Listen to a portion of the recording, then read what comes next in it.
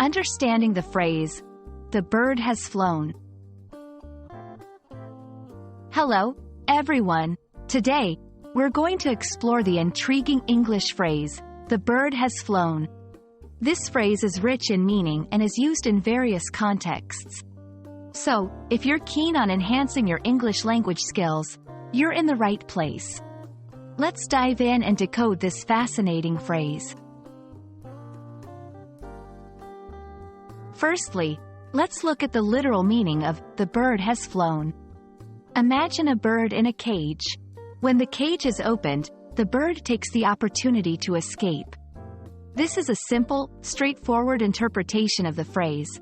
A bird, once confined, has taken flight and left its previous location.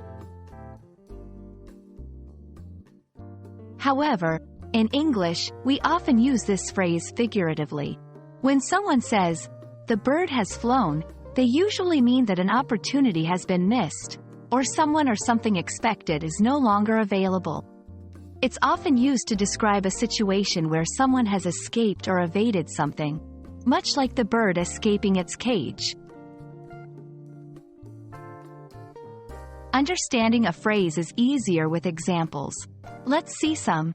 1. In a detective scenario, we arrived to arrest the suspect, but the bird had flown. Here, it means the suspect escaped before the authorities arrived. 2. Missed opportunities. I went to buy the discounted laptop, but the bird had flown. This means the laptop was already sold out. While using this phrase, remember, it's often used in a past tense context. It implies a sense of loss or missed opportunity. It's suitable in both formal and informal settings, but is more common in a narrative or descriptive context. "The bird has flown" is a versatile phrase encapsulating the essence of missed chances or escape. It's a vivid example of how English language enriches communication with metaphorical expressions. I hope this video has been enlightening and helps you use this phrase confidently in your conversations and writings. Until next time, keep learning and exploring.